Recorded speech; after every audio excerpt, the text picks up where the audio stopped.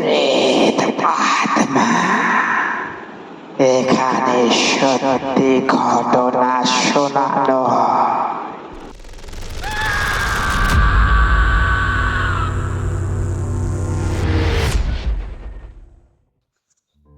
Hello বন্ধুরা, সবাইকে সুস্বাগতম জানাচ্ছি প্রেতাত্মার সবাই সদস্যদের শুভেচ্ছা, ভালোবাসা এবং প্রণাম। বন্ধুরা, সবাই কেমন আছো? ঠান্ডা কিন্তু বেশ ভালোই পড়ে গেছে। তো তোমরা কে কোথা থেকে শুনছো, তোমাদের ওইদিকে ঠান্ডা কেমন, তোমরা কিন্তু অবশ্যই কমেন্ট করে জানিয়ে দেবে। আর আমাদের এই ছোট্ট পরিবার প্রেত আত্মা তোমাদের সবার কেমন লাগছে সেটাও কমেন্ট করতে কিন্তু ভুলবে না। ভালো লেগেছে, খারাপ লেগেছে, সমস্ত কিছুই কিন্তু তোমরা কমেন্টের মাধ্যমে জানিয়ে দেবে। কে কোথা থেকে শুনছো সেটা তো অবশ্যই জানাবে। লাইক, শেয়ার এবং সাবস্ক্রাইব প্লিজ করে দেবে, যাতে করে এই প্রেতাত্মা ছোট্ট পরিবারটা অনেকটা বড় হতে পারে, এই ঘটনাগুলো তোমাদের মাঝে ছড়িয়ে পড়তে পারে। তো আজকে একটা একদম অন্যরকম ঘটনা নিয়ে চলে এলাম। পুরো রিয়েল ঘটনা ঘটেছে আগের বছরে ঠান্ডার সময়। তো আমাকে ঘটনাটা পাঠিয়েছে আমারই একটা ফ্রেন্ড, তার নাম আমি উল্লেখ করছি না, তার বাবার সাথে ঘটনাটা ঘটেছে। তো সে আমাকে ঠিক যেভাবে বলেছে ফোন করে, আমাকে লেখে পাঠায়নি, কিন্তু আমাকে ফোন করে বলেছে, আমি আমার মতো করে সাজিয়ে ঘটনাটা তোমার সাথে শেয়ার করে দিচ্ছি। তো বন্ধুরা, তোমরা সব রেডি তো? তাহলে চুপটি করে বসে থাকো, কানে হেডফোনটা লাগিয়ে নাও, আমি ঘটনার দিকে চলে যাচ্ছি।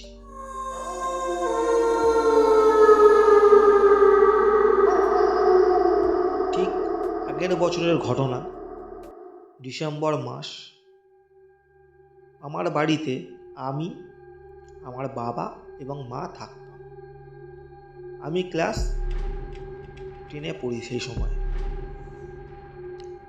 তো এরকমই আমার বাবা কাজ করতো, সিকিউরিটি গার্ডের চাকরি করতো। মানে বাড়িতে দেখাশোনা করতো আর কি, সিকিউরিটি গার্ডের চাকরি। কিছু কিছু ক্ষেত্রে দিনের বেলাও হতো, কিছু কিছু ক্ষেত্রে নাইট ডিউটিও পড়তো। তো এরকম অল্টারনেট করে কাজ করা হতো, মানে কাজ করতো আমার বাবা।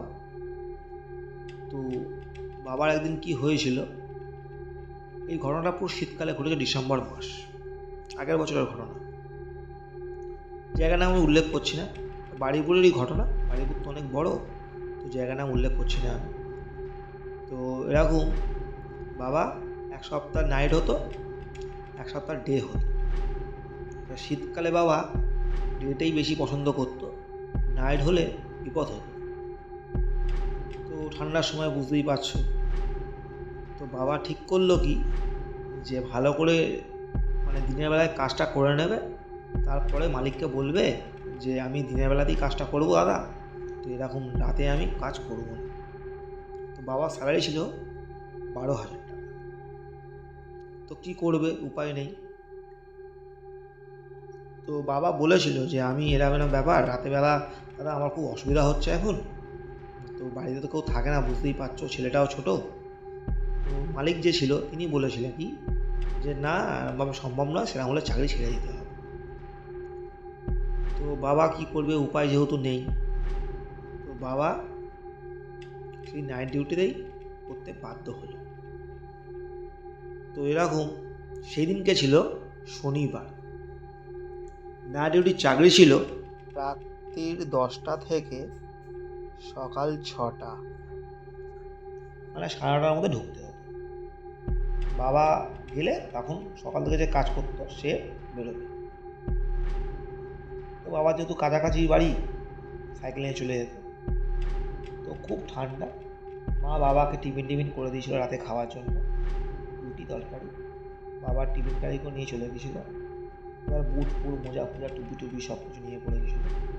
সাইকেল নিয়ে বাবা চলে গেল সেই কাজের জায়গায়। কাজের জায়গাটা একটু ভিতরের দিকে, ঘোষ টাইপের। মানে আর সেইখানে কী হয়েছিল, যে যেতে গেলে একটা পোস্ট পড়ে, পোস্টের লাইটটা অনেকদিন ধরে কেটে গিয়েছিলো, মানে লাগানো হয়নি আর। তো পঞ্চায়েত এরিয়া ছিল। যাই হোক, তো যে মালিকটার বাড়ি, সেই মালিকটা হচ্ছে বাড়ি থাকতো না, মানে ওটা একটা বাংলো বাড়ি টাইপের, ঠিক আছে। তো বাবা যে জায়গাটা থাকতো সেখানে একটা ছোট্ট ঘর ছিল, সেই ঘরেতে থাকতো। গেটের পাশে ছোট্ট মতো একটা ঘর ছিল, পাশে ছিল অ্যাটাচ বাথরুম। তো মেন একটা বিশাল বড় গেট ছিল। বাংলো বাড়ি যেহেতু না, তো প্রচুর চারিদিকে গাছপালা ছিল, বড় বড় গাছপালা এটা সেটা ছিল।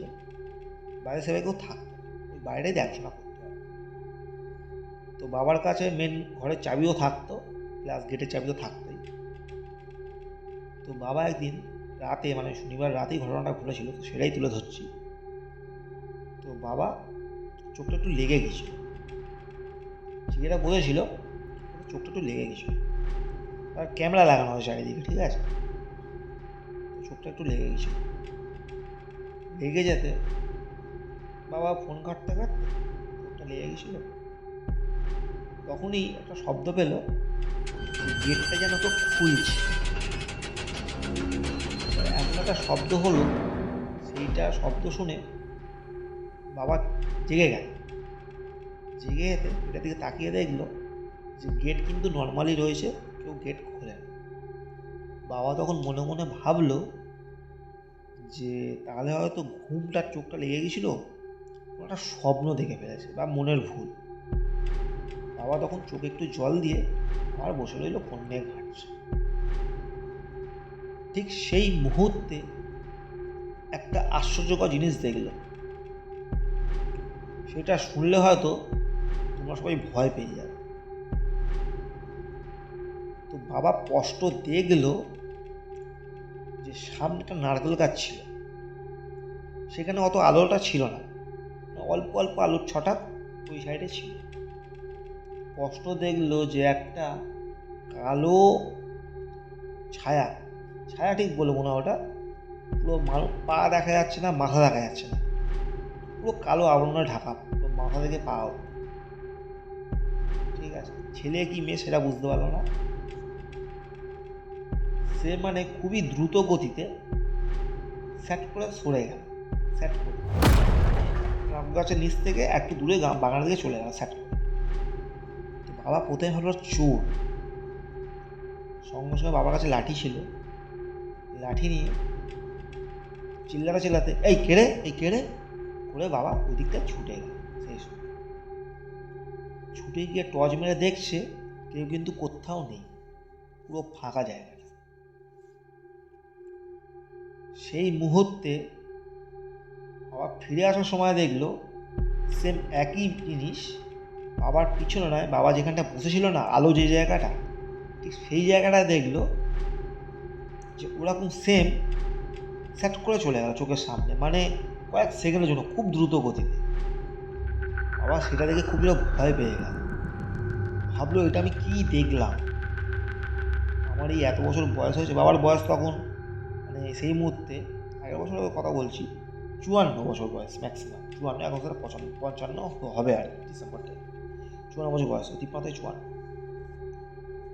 তো বাবা সেই মুহূর্তে এতটাই ভয় পেয়ে গিয়েছিল, ভাবলো এটা কি দেখলো, মানে এটা আমি কি দেখলাম, এটা কি আমার নিজের চোখকে মানে বিশ্বাস করা আছে না, অবিশ্বাস্য ব্যাপার।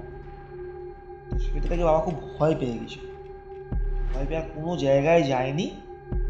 বাবা সেইখানেই ঘরের মধ্যে ঢুকে যে রুমটা ছিল, সঙ্গে সঙ্গে দরজা বন্ধ করে দিয়েছিল। বন্ধ করে দিয়ে জানলা ছিল, জানলা থেকে চুপচাপ, মানে ওই রাত্রে ঘুমাতে আর পারিনি, জানলার দিকে তাকিয়ে চুপচাপ বসেছিল যে কী হয় সেটা দেখি। কিন্তু বন্ধুরা কোনো কিছুই চোখে দেখতে পায়নি, কোনো কিছুই চোখে পড়েনি। আর ওই দুটো জিনিস শুধু বাবা দেখেছিল। কিন্তু বাবার এই জন্য কোনো সমস্যাও হয়নি, কোনো শরীর খারাপ কোনো কিছুই হয়নি।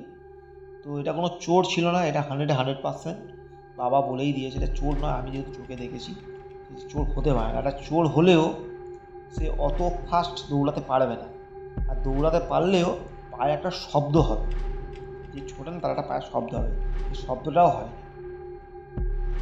তো এটাই ছিল বন্ধুরা ঘটনা, যে আমার বাবা দেখেছিল কষ্ট, সেটাই তাই শেয়ার করে দিলাম তোমাদের সাথে। তোমাদের কেমন লাগলো সেটা অবশ্যই কিন্তু কমেন্ট করে জানিয়ে দেবে। আর তোমাদের ভালো লেগেছে, খারাপ লেগেছে, সমস্ত কমেন্টেই দরকার খুব। আর তোমরা বেশি বেশি করে একটু লাইক করে দিও, শেয়ার করে দিও। আর আমাকে ঘটনা পাঠাতে হলে অবশ্যই আমার হোয়াটসঅ্যাপ নাম্বার দেওয়াই রয়েছে, সেই নাম্বারে তোমরা হোয়াটসঅ্যাপে ঘটনা তোমরা লিখে পাঠাতে পারো। আমার ইমেল আইডি দেওয়া রয়েছে pretadma@gmail.com। তো তোমরা অবশ্যই সাপোর্ট করো, এইভাবে পাশে থেকো। আর ঠান্ডা বন্ধুরা পড়েই গিয়েছে, তো এই ঠান্ডার সময় কিন্তু এই প্রেতাত্মা ঘটনাগুলো টুক করে ফোনে চালিয়ে 4-5 জন বন্ধু মিলে বসে চা খেতে খেতে শোনার মজাটা কিন্তু একদম অন্যরকম। কি ভুল বললাম কি? তো তোমরা অবশ্যই কিন্তু শেয়ার, লাইক, সাবস্ক্রাইব এবং কমেন্ট অবশ্যই করে পাশে থেকো। তো সবাই খুব ভালো মতো থেকো, সাবধানে থেকো, ঠান্ডা লাগিও না। তো আজকের মতো টাটা, গুড নাইট।